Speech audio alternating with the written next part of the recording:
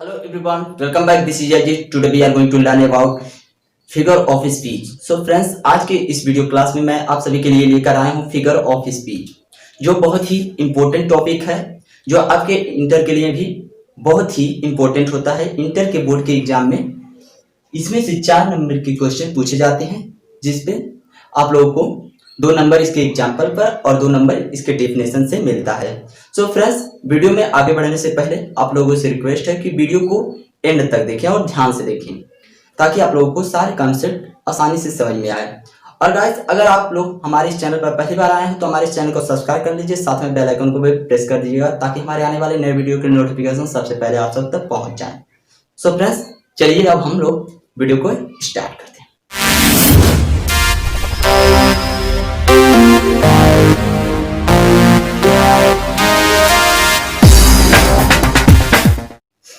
देखिए गाइस, आज हम लोग पढ़ेंगे फिगर ऑफ स्पीच, जिसकी हिंदी होती है गाइस अलंकार, यानी कि फिगर ऑफ स्पीच की मीनिंग होती है अलंकार। सो फ्रेंड्स, सबसे पहले हम लोग फिगर ऑफ स्पीच की डेफिनेशन देख लेते हैं।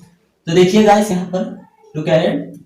The figure of speech is departure from the ordinary form of expression or the ordinary course of ideas in order to produce a greater effect। ठीक है गाइस, इसकी हिंदी है गाइस, अभिव्यक्ति के सामान्य रूप अथवा विचारों के सामान्य क्रम को अधिक प्रभावशाली बनाना ही अलंकार कहलाता है।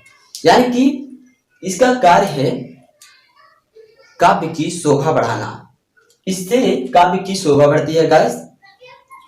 तो चलिए अब हम लोग देखते हैं कि ये कितने प्रकार के होते हैं। गाइस, ये 11 होते हैं, लेकिन इंटर के सिलेबस में आप लोगों के इंटर के सिलेबस में केवल हम 7 को पढ़ते हैं। तो चलिए हम 7 को पढ़ते हैं। सो फ्रेंड्स, देखिए फर्स्ट नंबर हमारा है शिमली, जिसे हम हिंदी में उपमा अलंकार कहते हैं। इसकी डेफिनेशन देखिए guys. In this figure of speech comparison is made between 2 objects और 2 words by like as and so. यानी कि इस अलंकार में, in this figure of speech, इस अलंकार में comparison is made between 2 objects और 2 वर्ड्स, 2 ऑब्जेक्ट या 2 शब्दों के बीच में तुलना की जाती है। किसके द्वारा? लाइक एज एंड सो के द्वारा। ठीक है गाइस, यानी कि लाइक एज एंड सो के द्वारा इस अलंकार में 2 ऑब्जेक्ट या 2 वर्डों के बीच में तुलना की जाती है। अब हम एग्जाम्पल देखते हैं, क्योंकि एग्जाम्पल के थ्रू आप लोगों को यह आसानी से समझ में आएगा। तो देखिए, सी इज लवली लाइक ए रोज, वह इतनी सुंदर है जैसे गुलाब। ठीक है, वह इतनी सुंदर है जैसे गुलाब। अब हम सेकंड वाला देखते हैं। Life is like a dream, जीवन स्वप्न की तरह है। गाइस, यानी स्वप्न नहीं है, जीवन स्वप्न की तरह है, और वह गुलाब नहीं है लेकिन गुलाब की तरह है। ठीक है। सो गाइस, अब उम्मीद करता हूं आप लोगों को यह सिंपली समझ में आ गया होगा कि इसे हम किस तरह आइडेंटिफाई कर सकते हैं। यानी कि इसमें उपमा दी जाती है, किसी चीज को किसी चीज की उपमा दी जाती है। जैसे कि इसमें दिया हुआ है सी की तुलना रोज से की गई है, मतलब किसी लड़की की तुलना गुलाब से की गई है। She is lovely like a rose and life is like a dream, वह गुलाब की तरह सुंदर है और जीवन स्वप्न की तरह है। ठीक है गाइस, अब हम नेक्स्ट वाला देखते हैं। नेक्स्ट वाला है हमारा दूसरा नंबर, मेटाफर। मेटाफर गाइस, इसे हम हिंदी में रूपक अलंकार कहते हैं। इसकी डेफिनेशन देख लेते हैं गाइस।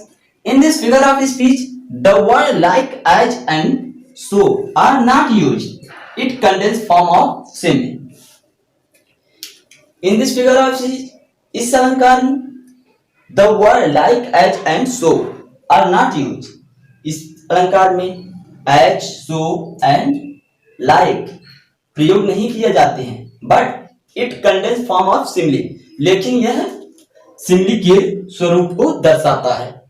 इसमें हम एज, सो एंड लाइक का यूज नहीं करते हैं, लेकिन फिर भी यह सिमिली के स्वरूप को दर्शाता है गाइस, उपमा अलंकार को दर्शाता है।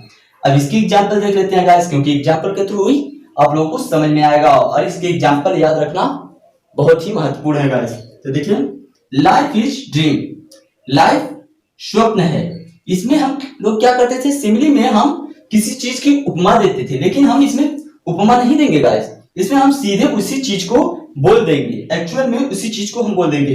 इसमें हम लोग बताए हैं आपको, इसमें दिया हुआ है life is like a dream, जीवन स्वप्न की तरह है, लेकिन इसमें गाइस इसमें है लाइफ इज ड्रीम, जीवन ही स्वप्न है। ठीक है, अब दूसरा एग्जांपल देखिए, Kalidas is Shakespeare of India. Kalidas India के शेक्सपियर हैं। यह कालिदास शेक्सपियर की तरह नहीं है, शेक्सपियर ही हैं, इंडिया के शेक्सपियर ही हैं। अब आप लोगों को समझ में आ गया होगा सिमिली और मेटाफोर। अब गाइस हमारा तीसरा है पर्सोनिफिकेशन, जिसे हम मानवीकरण अलंकार कहते हैं। आप लोगों को इंग्लिश वर्ड से ही समझ में आ जाएगा और हिंदी वर्ड से भी समझ में आ जाएगा कि इसमें क्या होने वाला है। तो देखिए, in this figure of speech dead things are lifeless things are called as living things. यानी कि इस अलंकार में डेड थिंग्स मृत चीजें, मृत वस्तुएं एंड लाइफलेस थिंग्स और निर्जीव वस्तुएं आर कॉल्ड कही जाती हैं, पुकारी जाती हैं एज लिविंग थिंग्स, सजीव वस्तुओं की तरह। ठीक है गाइस, तो देखिए एग्जाम्पल के थ्रू आप समझते हैं। एग्जाम्पल नंबर फर्स्ट देखिए, लव इज ब्लाइंड, प्यार अंधा होता है। लेकिन गाइस इसमें जो दिया हुआ है लव इज ब्लाइंड, लव कोई आदमी तो है नहीं, कोई पक्षी तो है नहीं, कोई जानवर तो है नहीं जो अंधा होगा। यह एक एब्स्ट्रैक्ट नाउन है जिसे हम सिर्फ फील कर सकते हैं। ये अगर कोई व्यक्ति होता, कोई जानवर होता, कोई पक्षी होती तो हम उसे अंधा कह सकते थे, लेकिन यहाँ पर यह एक निर्जीव चीज है, ये एब्स्ट्रैक्ट नाउन है, लेकिन हम इसे किस तरह मान रहे हैं, इस तरह कह रहे हैं जैसे कि वह कोई सजीव आदमी हो, जानवर हो या पक्षी हो। अब सेकंड वाला एग्जांपल देखिए, anxiety is sitting on her face, उदासी उसके चेहरे पर बैठी हुई है। गाइस ये कैसे संभव हो सकता है कि उदासी या चिंता किसी के चेहरे पे बैठे? कोई मक्खी तो है नहीं, कोई मॉस्किटो तो है नहीं कि किसी के चेहरे पे जाके बैठे, लेकिन फिर भी हम इसे इस तरह कहते हैं, इस तरह कह रहे हैं कि जैसे कोई चीज है, कोई मॉस्किटो है, कोई मक्खी है कि किसी के चेहरे पे जाके बैठी है। ठीक है गाइस, तो देखिए anxiety is sitting on face, उदासी उसके चेहरे पर बैठी हुई है। सो गाइस अब आप लोगों को समझ में आ गया होगा कि सिमिली क्या होता है, मेटाफोर क्या होता है, पर्सोनिफिकेशन क्या होता है। ठीक है, अब हम चलते हैं फोर्थ पे जो है हमारा गाइस, नेक्स्ट है हमारा अपस्ट्रॉफी, जिसे हम हिंदी में कहते हैं संबोधन अलंकार। सो फ्रेंड्स इसकी डेफिनेशन देखते हैं। In this figure of speech dead और lifeless things are called as they were present before. इस अलंकार में मृत वस्तुएं या निर्जीव वस्तुओं ऐसे पुकारा जाता है, ऐसे कहा जाता है कि जैसे कि वे पहले से वहां मौजूद थे। ठीक है गाइस, या उपस्थित थे। जैसे कि अब एग्जांपल देखते हैं, एग्जांपल के थ्रू आप लोगों को अच्छे से समझ में आएगा। देखिए example number first, O death where is thy sting, हे मृत्यु तुम्हारी डंक कहाँ है, हे मृत्यु तुम्हारी डंक कहाँ है। ऐसे कहा जा रहा है जैसे कि मानो मृत्यु सामने उपस्थित हो। ठीक है गाइस, नेक्स्ट वाला एग्जांपल देखते हैं। ओ डेथ कम सुन, हे मृत्यु जल्दी आओ। ऐसे कहा जा रहा है जैसे कि मृत्यु सामने ही खड़ी हो। ठीक है गाइस, अब आप लोगों को अपस्ट्रॉफी भी समझ में आ गया होगा। नेक्स्ट वाला देखते हैं हमारा, नेक्स्ट वाला है हमारा ऑक्सीमोरन। ठीक है, ऑक्सीमोरन में देखते हैं गाइस, इसे इसकी हिंदी होती है विरोधाभास, यानी कि यह विरोधाभास अलंकार है। अब देखिए गाइस, इससे ही आप लोगों को पता चल जाता होगा कि इसके डेफिनेशन में क्या आने वाला है। तो देखिए इसके डेफिनेशन देखते हैं। In this figure of speech two opposite meaning are kept together.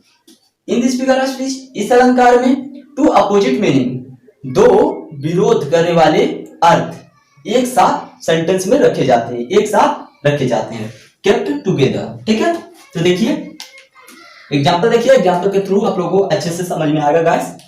Having nothing he hath all. Guys ये जो हैथ है हमारा, यह एक अमेरिकन वर्ड है जिसे हम हैव के रूप में समझेंगे। तो देखिए हैविंग नथिंग, कुछ भी नहीं है, ही हैथ ऑल, लेकिन सब कुछ है। उसके पास कुछ भी नहीं है फिर भी सब कुछ है। तो गाइस देखिए दोनों बिल्कुल अपोजिशन वाले हैं। इधर कह रहा है कि कुछ भी नहीं है, इधर कह रहा है कि सब कुछ है, बिल्कुल अपोजिट है ना गाइस। तो इस तरह का होता है हमारा ऑक्सीमोरन का एग्जांपल। नेक्स्ट एग्जांपल देखते हैं। नेक्स्ट एग्जांपल है guys, he has an innocent criminal. तो इसमें कह रहा है वह एक निर्दोष क्रिमिनल है, निर्दोष अपराधी है। तो गाइस यह भी बिल्कुल अपोजिट वाला है। इस अलंकार में दो अपोजिट अर्थ को एक साथ रखे जाते हैं। तो देखिए इसमें क्या कह रहा है, he is an innocent criminal, वह एक निर्दोष अपराधी है। तो गाइस वह निर्दोष भी है और अपराधी भी है, ये कैसे संभव हो सकता है एक साथ दोनों हो गाइस। तो ये हमारे ऑक्सीमोरन के एग्जांपल है। अब नेक्स्ट वाला देखते हैं। नेक्स्ट वाला है हमारा हाइपरबोल। हाइपरबोल मीन्स होता है गाइस, इसकी हिंदी होती है अतिशयोक्ति अलंकार, ठीक है। तो इसकी डेफिनेशन देखते हैं। इसकी डेफिनेशन है guys, in this figure of speech things are said greater than what they are, she wept an ocean of tears, वह ऐसे रोई जैसे आंसुओं का समंदर। तो गाइस ये कैसे संभव हो सकता है कि कोई ऐसे रोए कि आंसुओं का समंदर बहने लगे। तो ये बातों को थोड़ा बढ़ा चढ़ा करके इसमें बोला जाता है गाइस, इसे हम हाइपरबोल इसीलिए कहते हैं। अब सेकंड वाला एग्जांपल देखते हैं।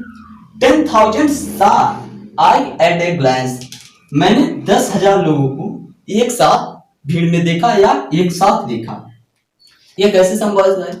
बहुत सारे लोग सपोज दैट 100-150 लोग देखते हैं, लेकिन वह इतना बढ़ा चढ़ा करके बोलते हैं कि हमने 400 देखा, 500 देखा, 700 देखा। इसी तरह इसमें बातों को बढ़ा चढ़ा के बोला जाता है।